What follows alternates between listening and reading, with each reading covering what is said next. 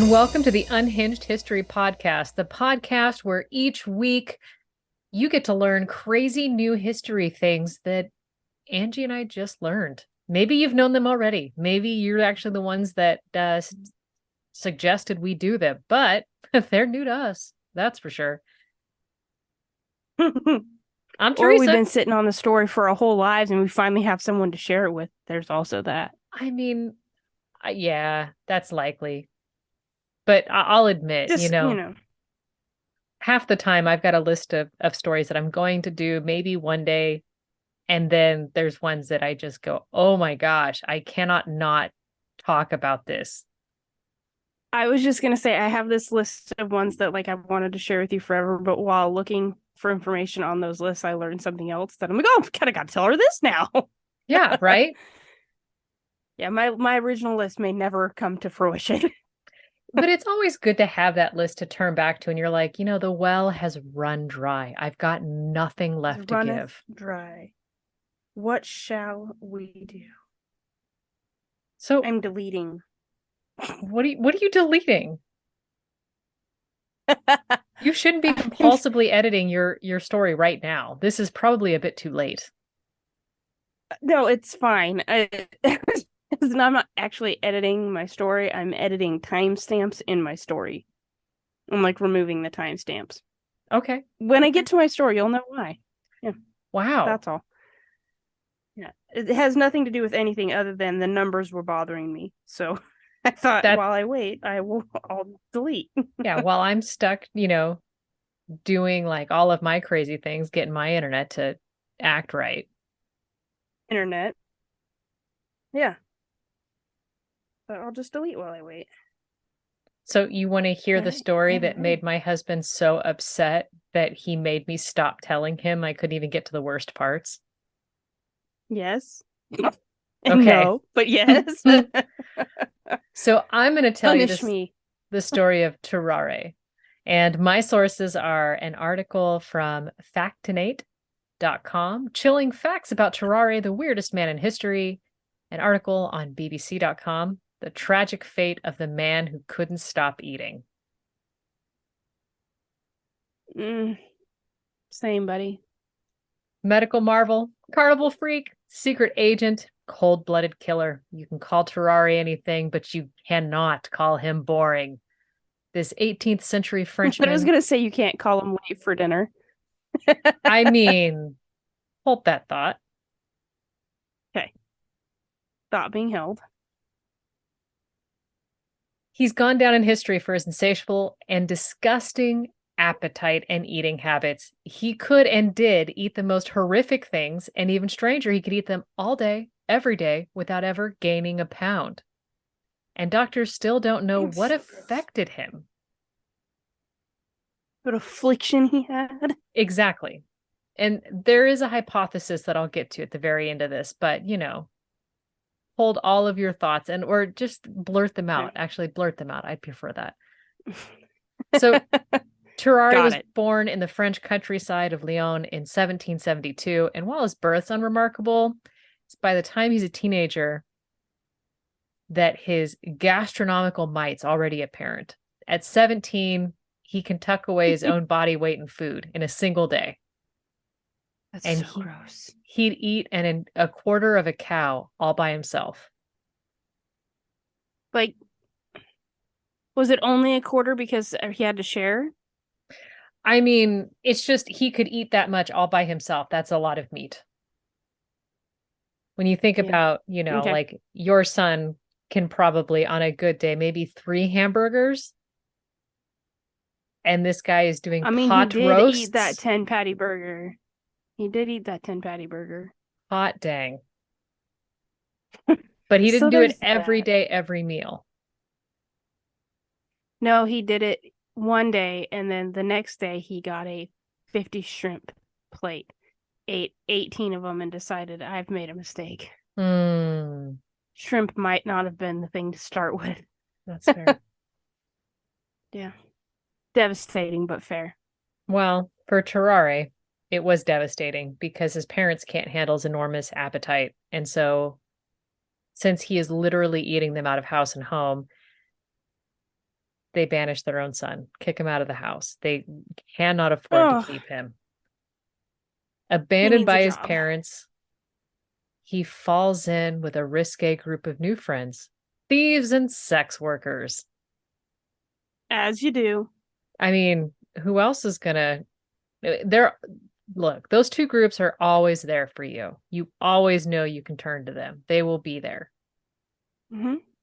And so In fact, he decides yeah. to earn his keep among these new friends by becoming part of their traveling act. Of course they have a traveling act.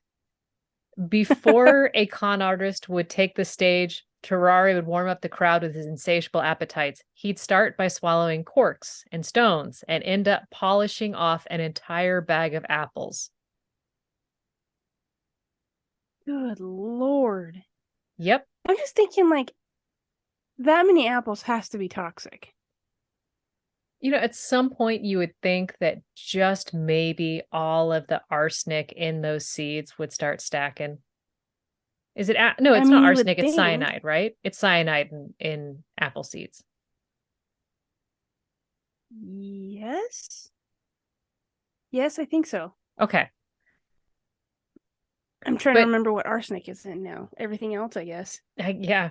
Uh, the crazy thing is that as he's polishing off all these apples, that's when all of his friends in the theater troupe would sneak around and pick everybody in the audience's pockets. I mean, do what you're good at, you know?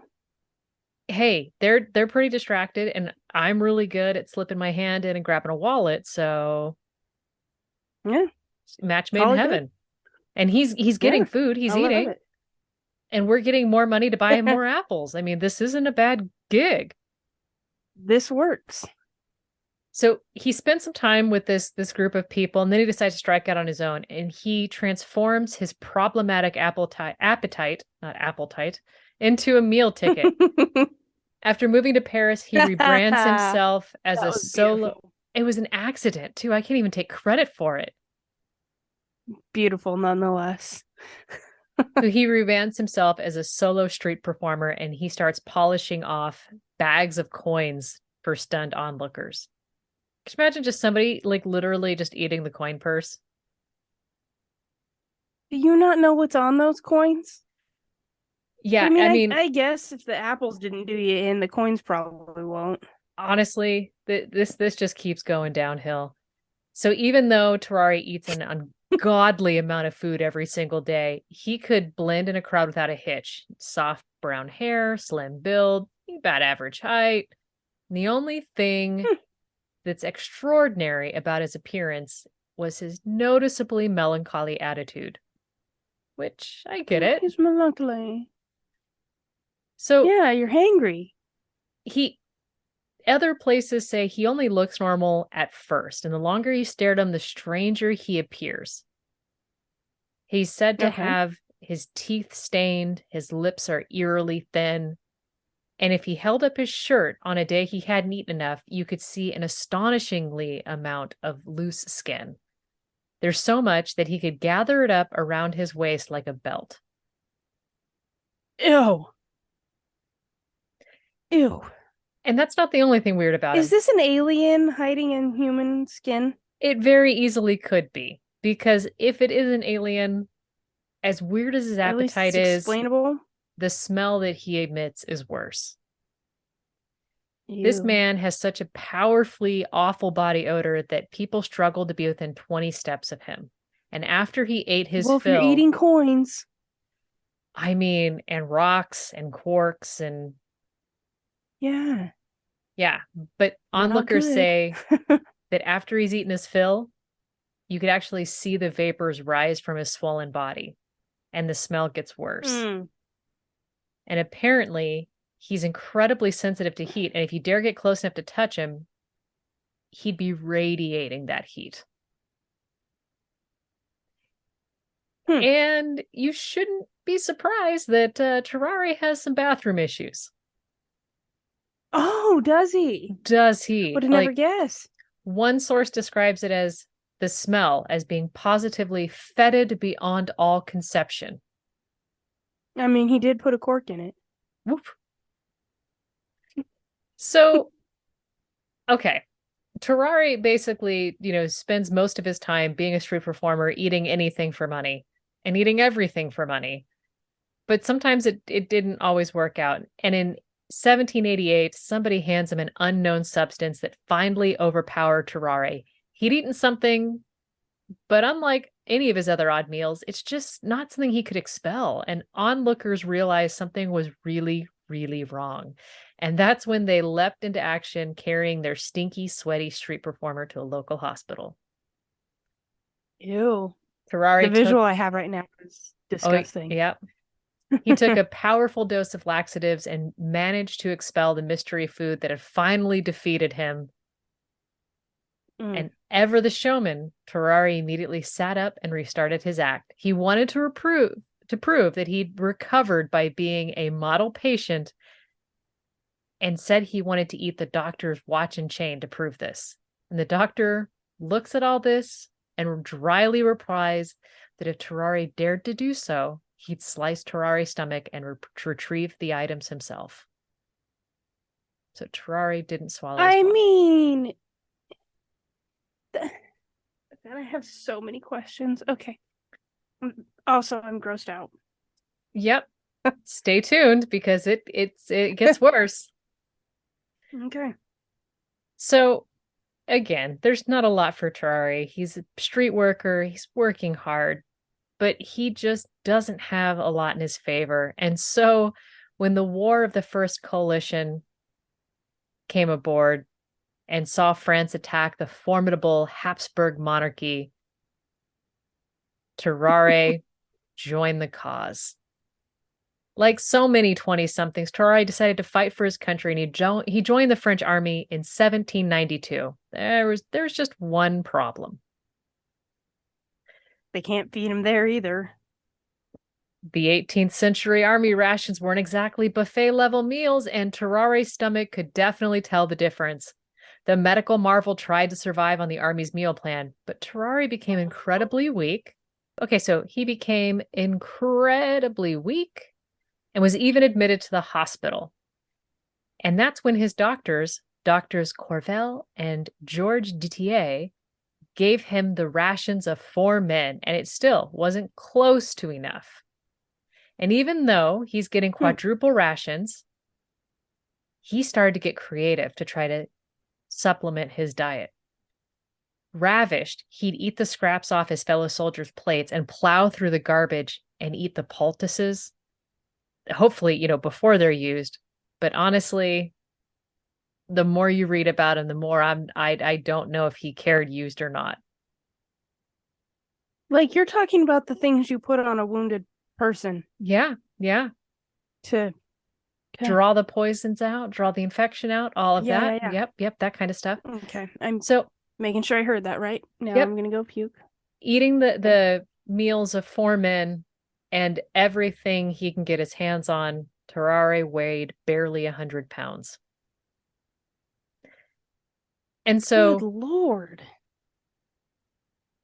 Corville and Didier, I'm guessing on that last name. It's probably not how you say it, but it is how I am going to.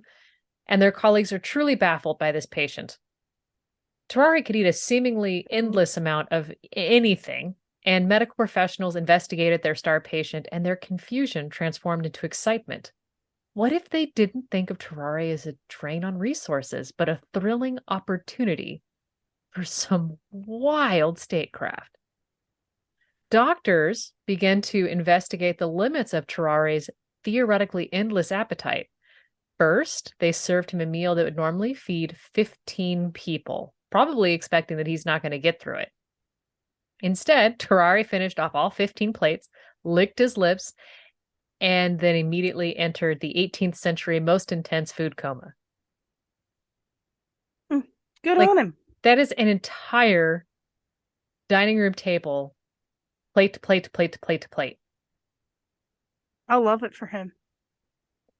I don't know if he's actually eating food. Yeah, he's actually getting what he needs. Doctors decided to try out some far stranger, more disturbing experiments on their hungry guinea pig. They gave a dish that pet lovers are not going to like. They gave him a live cat. And perhaps hardened by his life on the I'm sorry, Jack, cover your ears. Perhaps hardened by his life on the grimy streets of France, Tarrare didn't blink and he ate the entire animal and then vomited up the fur and the skin.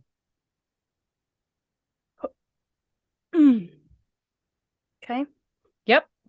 I Tarrare's hate this. his stomach was cartoonish in its varying sizes. If he hadn't eaten enough, it would just lie flat and it's going to look a lot like loose skin. But after an enormous meal, it would expand, growing larger and larger until it looked like, quote, a large balloon, according to Tarrare's doctor. Poor cat. So Oh after, man, why would they give him a cat? I'm so bothered by this. yeah, I mean, that was one of the more problematic parts because you can be upset at him just doing what it takes to survive, but at some point, it's the cruel bullies in the corner going, wonder if he'll eat that. What if we give him a cat? Yeah. Yeah, yeah. I don't. Sure. So after Okay, he's sorry, go offended on. I'm stuck on that. Sorry. nope, you're not wrong because after Tarrare had offended all of France's cat ladies, the doctors decided that playing the field and to tick off everyone else. So they fed Tarrare all kinds of other things like snakes, lizards, and even puppies. And he finished them all without a second thought. And the doctors were determined to stump their overeater. So they decided to up their ante because this apparently didn't slow him down. They decided to go with the gross out option and presented Tarrare with a live eel. Tarrare picked it up, looked the doctors in the eye, lowered the entire animal into his throat, and until it was tucked away into his tummy. He ate the entire thing without chewing.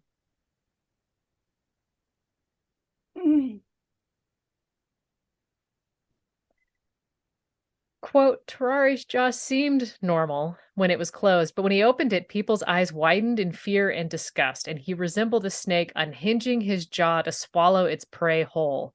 Tarrare's jaw and throat were so large that he could dump in multiple apples down his gullet without blinking.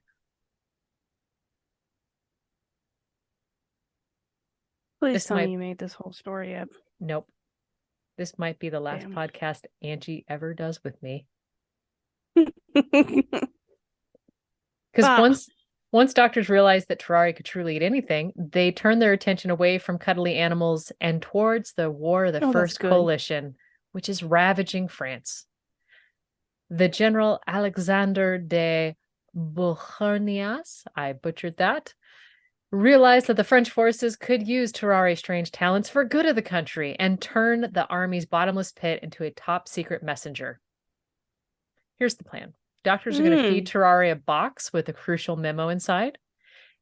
Once the secret dossier is safe in his stomach, he's going to cross borders without any enemy agents thinking anything about it. He'll get to the addressee, and then he's going to use the bathroom and get him the note and walk off.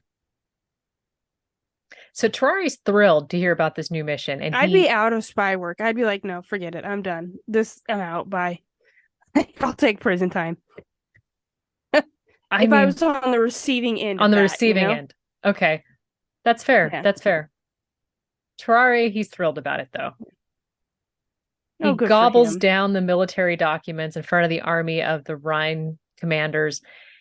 And as a reward for swallowing this box, the general gives him what you and I would consider a chilling thank you meal. It was a wheelbarrow full of 30 pounds of bull's lungs and livers. And he ate them immediately. Why? I mean, waste not, what not. Does he not have taste buds? I think he's in it for the caloric value. Ew. So after he eats this stack of protein, because he's in it for the protein, Tarrare promptly travels to Prussia to deliver the crucial dossier to its rightful owner. And as the French army's newest secret agent, he felt like he's on top of the world. Oh, good for him. Mm-hmm. Well, okay. As much as all this is, but okay, he could do a lot of things. And remember how I was telling you about how crazy his body is? So one of his lesser known talents is that he can do this great imitation of a chipmunk because his cheeks are so stretchy, and he could hold over 10 apples in them at a time. So multiple That apples doesn't can go make down any his of this throat. better. I just want you to understand how good he is at this game. And that's Okay. important because he's really bad at spying. Okay. Okay, like I want you to Okay. know that he's really good at that because he's really not good at spying. So he's supposed to be undercover as a German peasant, but he didn't brush up on any of his German. Of And that course not. causes the Prussians notice something's up, and the Germans tattle on him, and next thing you know, the authorities imprison Tarrare. Hmm. And then they there is a sinister general who enters the story stage left, General Zogli. Both he and the Prussians, they're ruthless. They strip Tarrare and they subject him to brutal physical torment. And even though Tarrare tries, he just can't withstand their assault. He lasts 24 hours and then breaks and tells the Prussians everything about his, quote, secret mission. They're both furious and oddly compelled, and they decide to see if Tarrare's telling the truth. And so they chain him to the toilet and wait patiently for the letter to appear. I'm making the sinister bad guy face The for our Snidely listeners at home. Whiplash Yeah. mustache Yeah, twirl. yes, Snidely Whip. Thank you. I can remember his name. I don't know why it's so easy for me to remember that and to not remember nearly everything else. Pick your memories. So it turned out that the French army was really good at keeping secrets. Matter of fact, so much better at keeping secrets than Tarrare because the whole Prussian mission really wasn't what it seems. It was just an elaborate trial run to test Tarrare's espionage abilities. The crucial document that he was told to swallow, it's a piece of scrap paper. And when the I knew Prussians it. read the letter, they realize they've been tricked. They're furious. So they brutally beat Tarrare. And little did he Hmm. know this was just the beginning. The Prussians saved their most vicious punishment for last: execution.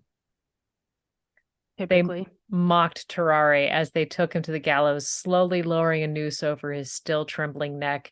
As Tarrare sobbed, he accepted his fate, only for everything to change. At the last moment, General Zoigli took pity on Tarrare and decided against the execution.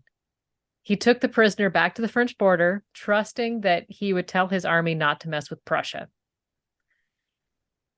Fair. And if that story's not terrifying enough, another source insists that Terrari's torment was just more disturbing. The entire execution, quote unquote, was just for show. That the Prussian forces never wanted to kill Tarrare. They just want to traumatize him so thoroughly that the French lieutenants would quake in their boots. Okay. Which, I mean, checks, right? Yeah. So his first mission couldn't have gone worse, and he's deeply scarred by the entire process. The whole vicious assault, the faux hanging, all of it. And once he gets back to Being chained to the France, toilet. yeah, I mean, none of it is a good time, right? Yeah. Did not check that box. Well, the doctors, Back in France. back in France, he tells the doctors, like, look, I'm done with this. Do any experiment you want, any trial. I just want to get this to stop. And he was determined not to be a freak anymore. So the doctors, the same ones who arbitrarily decided to feed him live animals, they thought, well, gosh, let's see what we can come up with. So a man named Dr. Percy gives him some wine vinegar treatments, some tobacco pills, laudanum. And on a strange whim, they decide that they're going to start feeding him a diet of just soft boiled eggs. Oh. Shocker, didn't work. Yeah, okay. Probably because they didn't have cocaine in them. I mean, that's the last thing I want would be a coked up Tarrare running around. Really. Yeah, that's true. He could be a problem. Yeah. So Tarrare's still insatiable. He's just not getting enough food at the medical facility. And that's when he turns to a real chilling option. So whenever fellow patients were having their blood taken, he'd rush over and slurp it from their veins. Oh. And that's not even worse. The worst, his low key gets worse, like the low key vampirism he's got going. Mhm. He'd sneak into the morgue, and that's when he Mm. graduates just to be an outright cannibal. Mm. Hmm. And so this is his behavior is getting worse and worse day by day, and medical staff are really considering placing him in an insane asylum. And I feel like he probably would have been the only one who belonged there at this time. Probably. I But mean, it really should have been questioned when he was eating the poultices. I'm just saying. yeah, I mean, that's where it started. You're right to call back to that. And that's the doctor refuses to send him to the asylum. And he insists that Tarrare is just unwell in his body, but not his mind. So Dr. Percy at least is trying. Okay. But, more doctors might means maybe more help. Maybe we should get a psychiatrist. Yeah, maybe a whole team. Who knows? A gastroenterologist, maybe. Mm. So up until this point, Tarrare had managed to rein in his appetite to animals, inanimate objects, and dead bodies. It's not the best, but he's not hurting people. But as time passed, he began to crave more. And in 1794, the worst possible thing happened. A 14-month-old baby disappears from the hospital where Tarrare is being treated. When it came time to identify suspects who were responsible for the missing infant, all eyes turned to Tarrare. If he had hurt an innocent baby, he's officially beyond help. And even Dr. Percy, the man who stood by Tarrare for so many years, was speechless. A furious crowd chases Tarrare out of town until they lose track of the supposed child killer. And then no one hears from him for 4 years. This is the stuff fairy tales are made out of. Yeah. So while Tarrare is just disappeared, it's then we have these great notes from his physician, like Dr. Percy, who once said that dogs and cats would flee from him, almost like, quote, they knew what kind of fate he was preparing for him. I really wanted to believe that it wasn't like maliciously that he was eating them, Like I was rooting for him for a minute. I mean, like, did you ever? Okay, I watched a documentary once and I tried to find another source for this, but I couldn't. But I watched a documentary on the Andes soccer team, or the soccer team that got stranded in the Andes and they resorted to cannibalism. In the Mm-hmm. documentary I was watching, they had some clinician, I'll say clinician because I don't remember the specialty specific, but who had said that when the mind goes into starvation mode, certain parts of your moral compass turn off, which make cannibalism seem like less of a big deal. I mean, that makes sense. Like evolutionary, you turn some things off. And you're like, I'm going to get through this, period. So Ugh. this is no longer a bad thing. And I mean, he's starving to death as he's just eating. So that could be it, right? And that's kind of what I'm thinking, that it doesn't make sense to me because I'm not in there, but it's still like this story just, I mean, I still have more to go. Oh, God. Okay. All right. Are you braced? Yeah. All right. I'm holding myself. Mm-hmm. Watching my sweet cat sleep, who will never be somebody's midnight snack. I hope. I So guarantee it. do you remember that fiasco with the poop letters and the Prussian forces? Mm-hmm. That's not over yet. No, of course not. Well, one source claims that the Prussians never managed to read the dummy memo for an utterly disgusting reason. Before the forces could extract the box from Tarrare's waist, Tarrare beat them to the punch, and he consumed his own fecal-covered box to get it back into his stomach again. Mm. I should have tucked that away earlier into when I was talking about that. But yeah, there's that. Okay, so Tarrare disappears for 4 years. There's nothing about this story that I like. He disappears for 4 years. Okay? Okay. Like by the way, I hate Tarrare more than you hate Numa Numa. I hate that guy. All right, go on. Okay. So you go on. while we don't know what Tarrare did, where he went, we do know that he resurfaces for an absolutely heart-wrenching reason. he becomes ill with tuberculosis and he ventures into the town of Versailles to see if a doctor could help him. Tarrare manages to cling to life for 1 month after he arrives at the hospital, at which time he's treated by his old physician, Dr. Percy, who comes to visit. After being ravaged by a brutal bout of diarrhea, Tarrare passes at just 26 years old. Oh, But wow. Tarrare's strange story doesn't end with his death. Of course not. Percy knew he had to conduct an autopsy. And he had, Yeah. I mean, like, you got to see, like, what caused all of this, right? So the medical team, they have no idea what to expect, but they weren't prepared for what they found. When they sliced him open, they saw that his corpse was full of pus. And they also learned that Tarrare's throat was bizarrely enormous, helping explain how he could lower an entire eel into his gullet. And They, apples. yeah, they also saw that if they opened his jaws, they could look down and see straight into his stomach. Not Oh my only God. that, but his liver, gallbladder, and stomach were far larger than usual, and his entrails were, quote, putrefied. Oh, gee, I wonder why. Yeah. And his stomach was riddled with painful ulcers. And so while they could have learned more about his body, okay, so unfortunately for them, Tarrare wasn't one to let death get in the way of his lifelong hobby, which was really stinking so incredibly bad that the smell of his diseased innards caused them to all give up on doing that autopsy after such a short time. Well, I have so many medical questions. Mm-hmm. Like, Mm-hmm. I wondered if maybe his entrails were putrefied after he ate whatever that dish was that did it in, you know? Well, Like, it had to be in the works sometime before that. the one thing that they're really thinking of is that he had an extreme form of hyperthyroidism. Okay. Okay.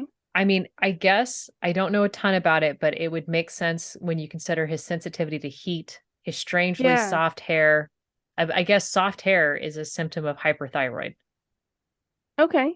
Okay. That doesn't explain the other things. Like, oh God, I am so grossed out right now. Like, I really don't think his jaw unhinged. I think he just opened his mouth really wide and did all of the other things, and you were left with that cartoon impression. Yeah, yeah, yeah. Yeah, aliens for sure. I mean, aliens feels like the safer bet than to think that that existed as a humanoid.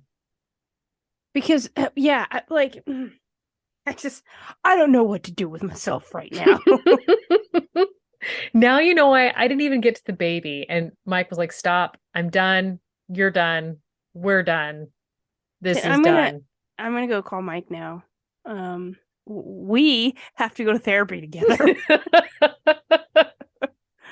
Could you imagine that therapy session? The therapist Um, could be like, okay, like, did she make this story up? we don't know. She had sources, ma'am. She said it Mike's was just on the gonna be like walking BBC. back and forth, like, fiddling. It's it's gonna be awful. That's so gross. Hmm. I just I'm so grossed out right now. I don't know what to, I legitimately don't know what to do with myself. See, I'm really hoping that your story pulls us out of this funk, which I didn't want to go first, or I didn't want to go last this week. Oh, well, my story's definitely different. I can, I I can can't. I can safely tell you that no one is eating a baby. Uh in fact, a baby is never even mentioned. So there are sled dogs. There are sled dogs. But Okay. they don't get eaten. So that's good. I'm so grossed out. Okay, let me just find my story. I absolutely broke you with that one. And I thought for sure you're going to be like, oh, yeah, I saw the episode on craziest things you'll find in the museum. You know what? Here's the thing. There is a show similar. I don't know what it's called, but it's like that. I don't. I know. That's where you found Launcher Larry. Yeah, okay, yeah. I can't remember. Is that what the show is called? I don't I made up a new name for it, but you had told Anyway, me. yeah, no. Okay, so I read on shows that I have the ability to read the synopsis for. I read that to determine if I actually want to be entertained by that episode. I'm gonna tell you, I would have skipped past this gentleman. Oh my god. Yep. Thanks for wow. Okay, shifting gears. Ticker tape parades.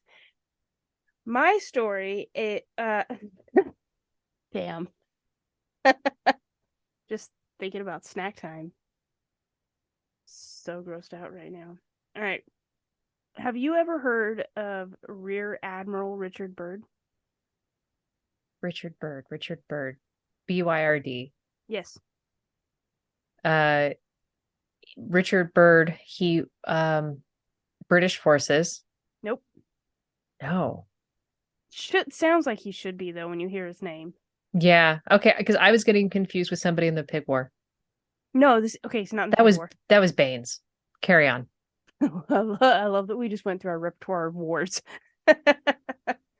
Okay, so I have a handful of sources, so I'm just gonna read you a few of them. The ArcticInstitute.org, Cold War era Admiral Richard Byrd, Antarctic expeditions, evolutions, and America's strategic interest in the polar regions. VirginiaHistory.org, the Navy's military history website, article on Medium.com, the Weird Closet, the strange hollow earth case of Admiral Richard Byrd, a fantastic Wikipedia article that gave me a great timeline of his life, several YouTube videos, one called The Story They Don't Want You to Hear, Admiral Byrd's Diary and his Hollow Earth documentary, and then a handful of other things. My favorite source in this entire story, and it may be my favorite source name ever, is an article from a group called the artofmanliness.com. I'm not surprised that website exists. Me either. I have no It's idea what I actually, would expect for it to have, but okay, so I only learned about the website because I was looking up information on this guy, and he did some pretty extraordinary things in his life, and so they gave like a really great write-up about one of the events of his life. And I think from what I can tell of the website, it gives great stories on like what it takes to be a man. But it's called The Art of Manliness, and I just really get this image of like dude bros. mm, And I know that's not right, but that's what I see. I mean, Anyway, yeah, no, I'm yeah, with you. theartofmanliness.com. So just, check it out. There's some great articles. Anyway, Richard Evelyn Byrd Jr. was born 10/25 of 1888 in Winchester, Virginia. Not Westminster. We're not attending the coronation today. He's descended of one of the first families of Virginia, having notable ancestors such as John Rolfe and Pocahontas. The founding father of Richmond, Virginia, was William Byrd of Westover Plantation, who is one of his ancestors. Side note, he might potentially be one of my ancestors too. However, I cannot find the right corroborating information on that, so I'm going to say only might. Mm. Either way, he's a dandy. His brother was the U.S. Senator Harry F. Ford, and his father was the Speaker of the Virginia House of Delegates. He was also friends with Edsel Ford, and if that name sounds familiar, it's because he's the son of Henry Ford, who Okay. had so much admiration for his son's friend that he would secure sponsorship and financing for his polar expeditions from the Ford Company itself.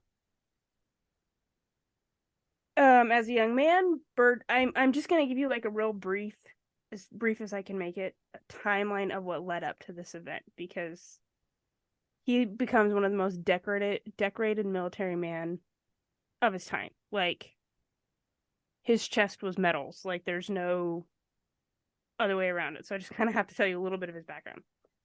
As a young man, he attends the Virginia Military Institute, and after 2 years, he is transferred to the University of Virginia. Then he takes a job at the United States Naval Academy, where he becomes a midshipman in 1908. He is injured playing football and then also dismounting the gymnastic rings. But that doesn't stop him, and he continues on at the academy. In June of 1912, he graduates from the Naval Academy and is commissioned as an ensign in the United States Navy. In 1912, he's assigned to the battleship USS Wyoming. During service in the Caribbean, Byrd receives his first letter of commendation and later a silver life-saving medal for twice plunging fully clothed to the rescue of a sailor who had fallen overboard. In April of 1914, he was transferred to the armored cruiser, the USS Washington, and served in Mexican waters in June of the following, the American intervention in the April of that year. So when I asked you the other day about our redundable, Oh yeah, the Santa I was Ana. thinking it was I was thinking it was the same time, but it's like Yeah, no, 100 it's years like, later. yeah, I was way bummed. far ahead. Yeah. So he was involved in that. In January of 1915, he marries Mary Donaldson Ames, and they move into a lovely brownstone in the quote fashionable neighborhood of Beacon Hill, Boston. I know, Woohoo! right? After his time on the USS Washington, he is assigned to the gunboat, the USS Dolphin, which also served as the yacht to the Secretary of the Navy. And this gives Byrd the opportunity to come in contact with high-ranking officials and dignitaries, such as the Assistant Secretary of the Navy, Franklin Roosevelt. In June of 1950, he is promoted to the rank of lieutenant, junior grade. While Byrd served on the USS Dolphin, she was also commanded by the future Fleet Admiral William D. LaHaye, I think I'm saying that right, who would go on to be the chief of staff for President FDR during World War II. So that's pretty cool. Okay. During his last assignment aboard the presidential yacht, the USS Mayflower, he endures one more injury, forcing him to retire from active duty in 1916. So he's pretty bummed about that. But that doesn't stop him. In December of that same year, he takes on a post as the inspector and instructor for the Rhode Island Naval Militia in Providence, Rhode Island, under the command of Brigadier General Charles W. Abbott. He is basically like the commander of Rhode Island. In World War I, after the U.S. makes its grand entry into the First World War in April of 1917, Byrd oversees the mobilization of the Rhode Island Naval Militia. Pretty cool, even though he doesn't have active duty. Are you really eating after that story? You got me. You are literally the worst. I mean, not that I'm not thinking about string cheese, but oh my God. Freaking monster. I'm going to look back down. It's safer there.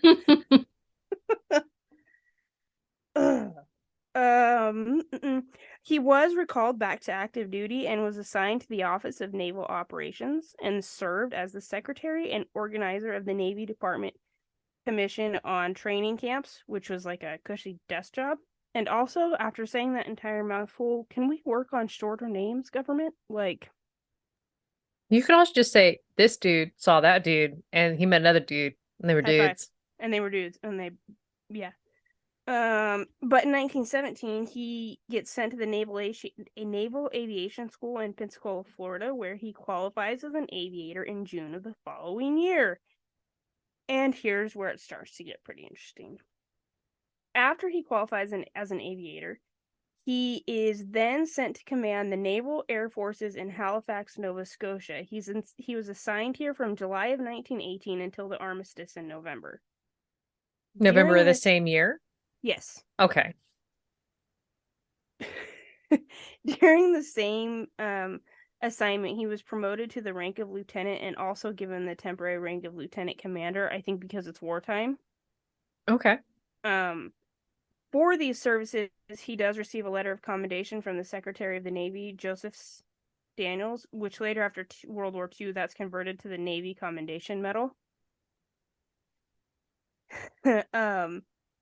After the First World War ends, Byrd goes on to do some pretty cool things. He volunteers to be a crew member for the Navy's first aerial transatlantic crossing in 1919. However, that was to be only crewmen who had not yet seen action overseas. And at the time, Nova Scotia and Newfoundland were both considered overseas by the brass, so he wasn't allowed on that mission. But because of his expertise in navigation, he was appointed to plan the flight path, so he did get to be involved in that, which is pretty cool. Another interesting fact: in 21, Byrd volunteers to try a solo non-stop crossing of the Atlantic, which would have beat out Charles Lindbergh's flight by 6 years. I almost typed yeet instead of year. Seems fitting. But the then Secretary of the Navy, Theodore Roosevelt Jr., put the kibosh on that. Byrd was assigned elsewhere to the dirigible ZR-2, which is formerly known by the British designation of R-38. And all I could think of when I was writing that was like R2-D2 and C-3PO. And now he is a futuristic galaxy far, far away. Yeah, you did just change that rather dramatically. Didn't I? You're welcome. He missed his train, however, and it's a good thing because otherwise I wouldn't be telling you his story, because that airship broke apart mid-flight and killed 44 of the 49 crew members, some of which were Byrd's friends. At this point, safety becomes a huge ordeal for him. Like, he makes sure everything is in tip-top condition so something like this doesn't happen again. Yeah, I can imagine. Right? In summer of 1923, Byrd and a team set up the first air base in the Naval Reserve Program, called the Naval Reserve Air Station, or NRAS, at Squantum Point near Boston. And then we get a little bit explorery. In June of 25, the aviation unit of the Arctic expedition to North Greenland, which was led by Donald B. McMillan. While working on the mission, Byrd meets Navy Chief Aviation Pilot Floyd Bennett and a Norwegian pilot called Bernett Blanchen. Burnett? That's a weird name, because I was just like, I wanted that to be a chick. Me too. It's Bernt, so maybe I'm pronouncing it wrong, but I think it's Burnett. Maybe it's just burn. Maybe the T is silent. Just burn. Yeah, that's what I'm running with. During the next year, Bennett serves as Byrd's pilot in his flight to the North Pole. And Blanchen, whose, quote, knowledge of Arctic flight operations proved invaluable, served as the primary pilot on Byrd's flight to the South Pole in 1929. Fun fact, we're going to just call him Byrd. Bert Blanchen was born in Norway but became an American citizen and goes on to become one of the recipients of the Distinguished Flying Cross, which I had to look up because I've seen it before, but I didn't know what you had to do to get it. It is America's highest award for aerial achievement, and according to ValorMilitaryTimes.com, it is awarded for, quote, to U.S. and foreign military personnel and civilians who have displayed extraordinary heroism while engaged in action against an enemy of the United States in military operations involving conflict with a foreign force, or while serving with a friendly nation engaged in armed conflict against a force in which the U.S. is not a belligerent party. So the second one doesn't qualify often. I'm going to assume not. At this point, Byrd finds himself in 1926 headed to the North Pole in something called a, God help me, Fokker F. Vela 3 tri-motor monoplane called Josephine Ford, after the daughter of the then head of the Ford Motor Company, Edsel Ford, who helped finance his expedition. Okay. When I read Fokker the first time, that's not what I read. That's all. Go on. I'm going to say. Yo, you got it. I thought the plane was called the Fucker. Anyway. And this is why we can't have a PG rating. Sorry, guys.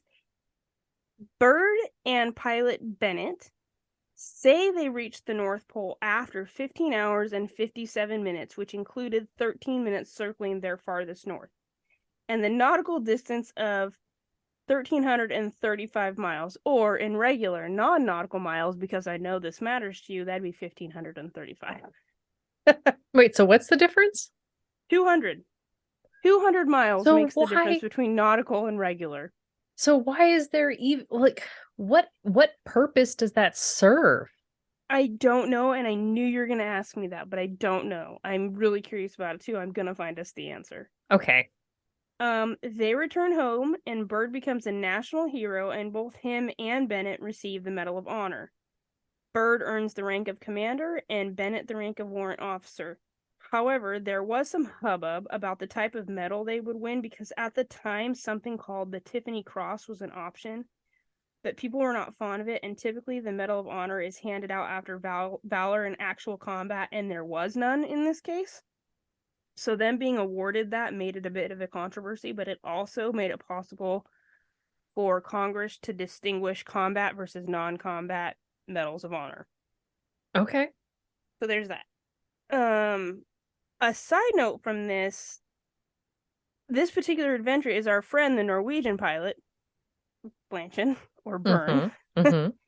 He cast doubts on the other two's actually making it to the pole in the first place because of how he knows how aviation, like what he knows about it, he thinks that they were just shy by a few miles.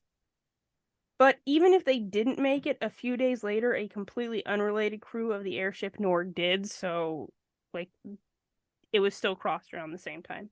Okay. By 1927, that doesn't matter because they're all on the same crew together doing a transatlantic flight that also has an interesting event, but I really want to note here, like that transatlantic flight was an interesting event, but that's not why I'm here. What I do want to note is part of this mission was actually carrying mail from the U.S. Postal Service to France to demonstrate how useful aircraft can be when it comes to mail, and I thought that was such a weird throwback to my last story. Yeah, he developed Oh, that with drone. the Yeah, drone mailbox. Yeah, sorry. It yeah. took me, I don't know why that took so long to recall. I was like, I file thought not that was found, so file not funny. found. It gave me quite a chuckle when I read that.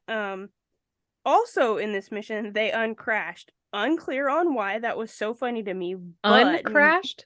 like they crashed, but I don't know why that's funny to me. Okay. But I think it's because they they were trying to land in Paris, but the cloud cover prohibited that. So they flew all the way back to Normandy and crashed on the beach. But again, doesn't matter because these guys smell of roses and they sparkle glitter everywhere. And the French Legion of Honor is awarded to Byrd by the Prime Minister. And they get a ticker tape parade and the whole shebang as well. Because we can't just shake your hand and say, good job, buddy. I At mean, it's this still pretty point, neat. right? At this point in 1928, Byrd goes on his first Antarctic mission. It is a smashing success, and he gets the accolades of being on the first flight to the South Pole as well. So he's got the first flight to the North and the first flight to the South. This wins him promotion to Rear Admiral, also making him the youngest in American history at the time at only 41 years old. Dang. Right? When he returns home, he rubs elbows with all the big dogs like the Fords and the Roosevelts and the Rockefellers as well as the Astors, and this helps him fund his further expeditions, and as a thank you, he names places after his gracious benefactors. That's a smart man. Right? Um, $50,000 and this iceberg could have your name. this square mile is all yours, Rockefeller. A fun fact of that mission is that a Boy Scout called Paul Allman was chosen to go on the mission with him as a way to increase interest in young people in exploratory ways. So wait. They want to increase interest in young people. So they want people to be interested in the young. Be like, No, hey, they these want young people, interest they're pretty for cool. they want no. They want young people to have an increased interest in exploration. I'm sorry. That would have been a far better way to word that. Thank you for calling me out. Shame on me. But Well, Paul and is then you the said you wanted to exploit them, and so I just couldn't help it. exploration, not exploit. I hear what I want to hear. You do you. But Paul, the Boy Scout, is actually the only person to go on all of the polar missions with Byrd, which I think is really cool.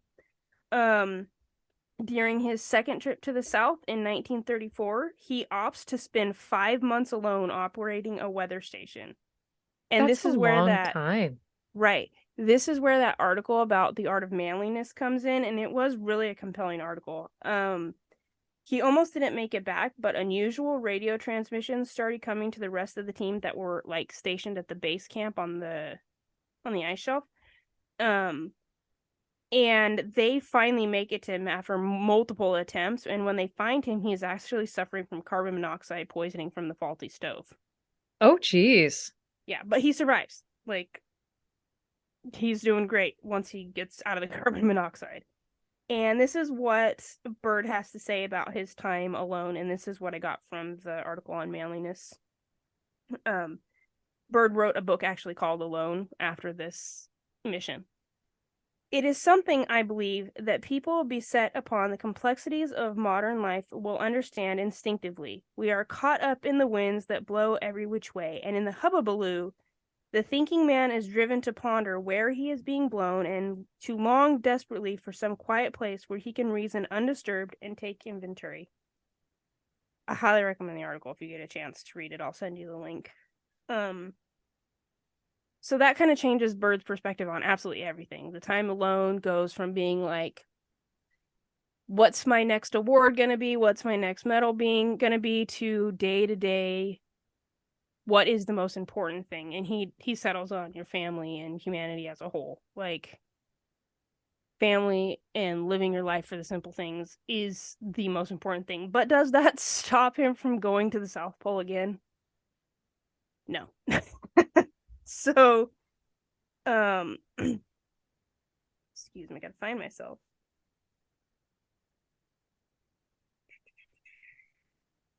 Okay. So after that mission, he goes on his first mission back to Antarctica, but this is a first because it's actually funded by the US government and not by like Ford and his cronies. But then World War II breaks out and he's recalled back to active duty, where he wins more awards and accolades, and he is even present at the Japanese surrender in Tokyo Bay in 1945. Whoa. Right. Okay. In 1946, Byrd is appointed as the officer in charge of the Antarctic Developments Project and goes on another expedition to the south. For those keeping count, that's four. Four expeditions to Antarctica. This event is called Operation High Jump, and it was the largest expedition to date. It was supposed to last 8 months and included a large naval force designated, I love this so much, Task Force 68.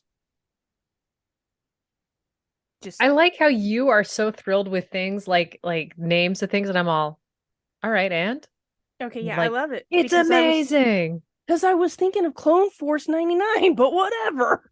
Okay. Like, I didn't have that connection in my brain. Okay. So that It's okay. I'm sorry. I get a little emotional about Clone Force 99. Anyway, Task Force 68 was commanded by Rear Admiral Richard E. There were 13 U.S. Navy support ships, including the flagship USS Mount Olympus and the aircraft carrier, the USS Philippine Sea. Air support consisted of 6 helicopters, 6 flying boats, 2 seaplane tenders, and 15 other aircraft. The personnel on this mission numbered over 4,000. that is a ton of people. Right. And the public story is that they are going down for exploratory purposes to map Antarctica. But for some reason, we need 4,000 people to do this. So what's the real reason? I'm going to get there. But I have to tell you this part first. I didn't know, and I don't know why I didn't know until I was watching the YouTube video about this particular mission, because it was very publicized at the time. Like, there's even a movie made about it. Okay. Do you know what happens when a naval vessel crosses the equator? No. So when at least a U.S. naval vessel, anyway, I assume it's across the board, but I know for sure the U.S. naval vessel, when they cross the equator, they lower their flags and they Okay. hoist the Jolly Roger. And then they throw a mock sacrifice to Poseidon, which typically includes the lieutenant or bosun, hopefully he's a large man, removing his shirt, and all of the ensigns have to come and kiss his belly for good luck. Yup. I know many sailors, and I am deeply appalled that I don't know this. I really like, I know this sounds terrible, but I really hope it's a thing they still do today because it certainly was back then.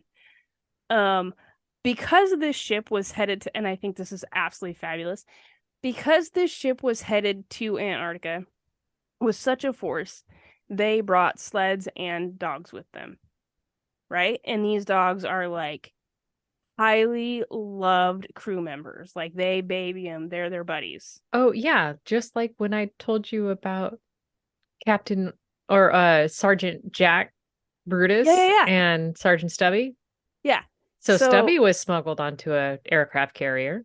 except for these guys were invited on. Like Okay. they figure, okay, we're going through Antarctica. Our job is to map Antarctica. Oh, well, we need sled dogs. So they have sleds, they have teams of dogs, they have the whole bit. Well, during the mock sacrifice to Poseidon, they also dressed up the senior ranking dog as Poseidon himself, and the other dogs had to worship him as well, which I think is absolutely fantastic. And I'm so glad to know that even in the seriousness of a naval mission, they took the time to hoist the Jolly Roger and have a little bit of fun. That is pretty stinking amazing. Right? Um at this point they're supposed to cover the eastern coastline and they previously, or excuse me, they recorded and accounted for 10 previously unseen mountain ranges in Antarctica, which is pretty cool. Wow. Here's where it gets WTFE. When asked about what he learned, Admiral Byrd, during this expedition, this is what he told the Chilean newspaper covering his story in March of 1947. Okay. Quote, Admiral Richard E. Byrd warned today that the United States should adopt measures of protection against the possibility of an invasion of the country by hostile planes coming from the polar regions. The Admiral explained that he was not trying to scare anybody, but the cruel reality is that in case of a new war, the United States could be attacked by planes flying over one or both poles. The statement was made as part of a recapitulation of his own polar experience in an exclusive interview with International News Service. Talking about his recently completed expedition, Byrd said that the most important result of his observations and discoveries is the potential effect they have in retaliation to the security of the United States. The fantastic speed with which the world is shrinking, recalled the Admiral, is one of the most important lessons learned during his recent Antarctic exploration. I have to warn my compatriots that the time has ended when we were able to take refuge in our isolation and rely on the certainty that the distances, the oceans, and the poles were a guarantee of safety. Okay. I mean, I've done many flights myself, and I don't necessarily see the danger quite yet. Okay, well he did. And I'm gonna harken back to that news broadcast or that newspaper. That being said, Operation High Jump did actually have a documentary film that was made about it, which won the Academy Award that year for Best Documentary. Pretty cool. That is. He would go on one last expedition to the south called Deep Freeze in 1955 to roughly 1956. Now, how come that one's not like making you so excited? Because that one, like Deep Freeze, yeah, that's a good Yeah, because name. They you'll find workshopped out. that one. You'll find out here in just a second. Deep Freeze's whole purpose was to establish a permanent base at McMurdo Sound and at the Bay of Whales, and is also said to be the beginning of a permanent U.S. military presence in Antarctica. Richard Byrd was only there for 1 week. But you still don't care about the name. I You're mean, still the just name is pretty fantastic, but the mission was not what I wrote the story for. okay. All right. All right. Carry on. Okay. So here's a part I have been trying to get to this whole time. Are you ready? I bet you thought you were going to get out of this without any moments. But Nope, I think I took my share of what the fuck moments earlier, so. okay, good. After the war, after World War II, there is said to have been up to 250,000 missing German Nazis. Yep. Okay. There is a belief that some could have escaped to an area of Antarctica that Germany had already explored called New Schwabenland. It is believed that Mission High Jump really could have been to invade the Germans in their hiding place, which would account for the military force they brought with them. And that's the 4,000 people. Right. Seems kind of underwhelming when you think about what they're going to do then at that point, but who knows? Operation High Jump includes several flights over areas that were measured and photographed with the best spy cameras of the time, and magnetometers, which would detect anomalies in the Earth's surface, such as hollow spots under the surface ice or even in the ground. They took over 70,000 aerial photographs during this mission. Wow. Okay. So now I don't feel like Byrd's statement of, we could be attacked from one or both poles as crazy. Now that I understand why he's there, now this is making more sense. Now, bear in mind though that that statement of why he's there is just currently a conspiracy theory, because the outward story is they are there for exploration purposes only, and you just need that many personnel to survive Antarctica. However, on the last flight out, Byrd's plane, which contained Byrd and his radio man, returned 3 hours late. Are you ready to hear what happened? Yes. Okay. Do you want his journal entry? Okay, I'm just going to give it to you like this. It is believed that somehow he was able to meet with some German scientists and some sort of extra or maybe intraterrestrials known as the Aronis. Sounds a bit sus. It does sound a bit sus. I mean, if he'd have gone with Silurian and harkened back to the Doctor Who, then I'd be fine. Okay. The Aronis are supposed to be an ancient and very advanced society. However, his secret diary that this account is in has some discrepancies. For one, the specific date that he talks about, he references the North Pole, but he was in Antarctica when he wrote this. So there's a little bit of like, really, sir? I don't think it was a memory error on his part. Anyway. Byrd goes on to say that he is basically intercepted by the advanced guidance system of this people. And it brings his plane in and gently lands it. This sounds like really bad written fan fiction. Doesn't it? Okay, so him and his radio man land gently, and as they're sitting in their cockpit, if you will, they're kind of pondering the situation here. He is met by tall, blue-eyed, blonde-haired men who do not look scary in any way, are not carrying any weapons, and do not pose any risk. They take him to what they refer to as their master, who sits in a glittering city. This is entirely too Western-centric. Okay, wait. This is the Admiral's quote. So the master of the city is talking to the Admiral. Our interest rightly begins just after your race exploded the first atomic bombs over Hiroshima and Nagasaki, Japan. It was that alarming time that we sent our flying machines, the Fugelrads, to your surface world to investigate what your race had done. You see, we have never interfered before in your race's wars and barbarity, but now we must, for you have learned to tamper with a certain power that is not for your man, mainly that of atomic energy. Our emissaries have already delivered messages to the powers of your world, and yet they do not heed them. This sounds like a really bad, like I would turn off of this show on sci-fi. Okay.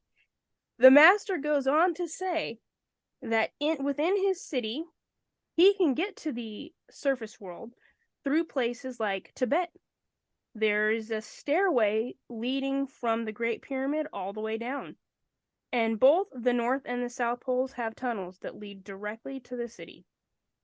Let's The assume city's that's true. Let's say, oh, totally true. okay. That's still a long hallway, A very right? dimly lit long hallway. Yeah, you're gonna need a ton of fluorescent bulbs there, and they're all gonna At some point, it's going to yeah. be a problem. Yep. I mean, Yeah. I call bullshit just on Do account you? of the long tunnel. That's it. That's the only reason you're calling it. Yeah. At any rate, the great city is supposed to be the city of, I don't know, fame and legend, if you will, called Agartha. Byrd finishes conversation with the man and is led back to his plane and escorted back to the surface world, and him and his radio man make it back to base camp. The project is ended abruptly at this time, well Probably before the because 8 months Byrd mark. needs to be put back on his meds. I mean, his anti-psychs have run out. And he gets sent home, but not before telling the Chilean newspaper the quote that I had read earlier about We're going to be invaded. Right. Byrd gets debriefed, and he has this to say about the events of his debriefing. On March 11th of 1947, quote, I have just attended a staff meeting at the Pentagon. I have stated fully my discovery and the message from the master. All is duly recorded. The president has advised. I am now detained for several hours, 6 hours, 39 minutes to be exact. I am interviewed intently by top security forces and a medical team. It was an ordeal. I am placed under strict control via the national security provisions of the United States of America. I am ordered to remain silent in regard to all that I have learned on behalf of humanity. Incredibly, I am reminded that I am a military man and I must obey my orders. End quote. The last bit was total spite. That's just him. It would seem that the world governments already knew about this secret group of people and are doing a great job hiding the truth. Or is it the musings of a man who is ready to retire for good? I mean, he's already had 3 ticker tape parades and endured 5 months alone under the ice. I have a feeling the 5 months alone under the ice kind of Probably set had a something couple to of, do with this. yeah, he Yeah. was alone too A long. little bit. If he was a parrot, he'd have plucked all his feathers out, kind of deal. Like this guy's. Rear Admiral Byrd died at the age of 68 the following year in 1957. He is buried in Arlington. Among his other accolades, he was a member of the Explorers Club, a Freemason, a son of the American Revolution, a member of the American Legion and the National Sojourners, which I learned is also a form of the Masons, and the National Geographic Society. Byrd believed that Antarctica would be the most important place of study and science in the future. Can I share my screen with you really quick so you can see how magnificent this man looks? Yes. Okay. So I was able to get his journal entries, and it includes his flight log of that day when he said he met the master. It's quite fascinating, but it's very long, so I didn't read it verbatim because he tells you everything he saw, everything he did. It includes a woolly mammoth. Yeah, I don't think you would see one of those. You would think not, but he said as they were flying, the light changed ever so gently, like it glittered, and then off to the side he could see a waterfall and lakes and green mountains. You can share now. I apparently I can I don't know. Do you see this man? It just says Angie has started. Ooh. Wow. So crazy and hot. Right? Supposedly this right here is the map that he said is how you how our friends, the Aronis, can travel from the surface to their world. I've seen this map before, but it was used to describe Atlantis. Very similarly, wasn't it? I was thinking the same thing. So yeah. This one, I don't know if it'll allow me to highlight it. I love this. Oh, when we had that picture is my favorite. It is with him with his little like puffy Furry furry hood. Yeah. Yeah. Absolute legend. Absolute legend. And so I chose him because I thought his story was so unique in that this man is clearly a military man, very decorated, very educated, top of his class, and then he just has this absolutely bizarre story that he takes to his grave with him.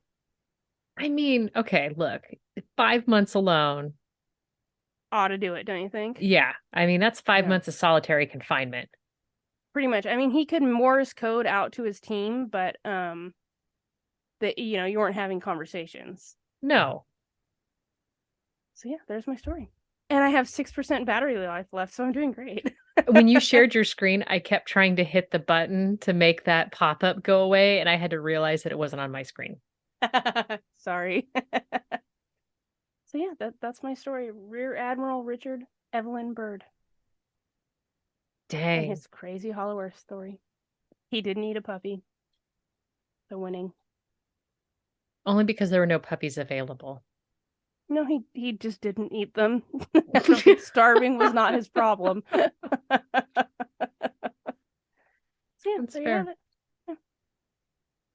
Yay. Well, I'm less grossed out now. I told you we would need that palate cleanser, that brain bleach. You're welcome. So yes, I appreciate you sharing that because yes, I knew what I was bringing and I knew it was. I mean, these are the kinds of stories I just compulsively info dump at a public gathering or party or networking event. I'm proud to know you. You and you Do you know alone. do you know that I run a support group on Tuesday nights for people that you info dump on? This wouldn't surprise me. And I am grateful for your continued efforts. I mean, they're futile, but whatever. It's just every week they let me out of the house and I tell something new to somebody else. And everyone's gathered around going, Tarrare. I hate that guy. Rocking back and forth. And I couldn't find like a first name, last name. It was like his name is Tarrare, period. The end. Like at that point, you are the Madonna of hideous human beings. Yeah, I'd say you're winning. Yeah. Oh my goodness. All right, my battery's Your battery's going to die, and we're going to 4%. Woof. Okay. Well, if you have enjoyed this conversation and can't wait to see how low we can get Angie's battery next week, then rate, review, subscribe, share this with a friend, and you can always email us at unhingedhistorypod@gmail.com. Goodbye. Bye.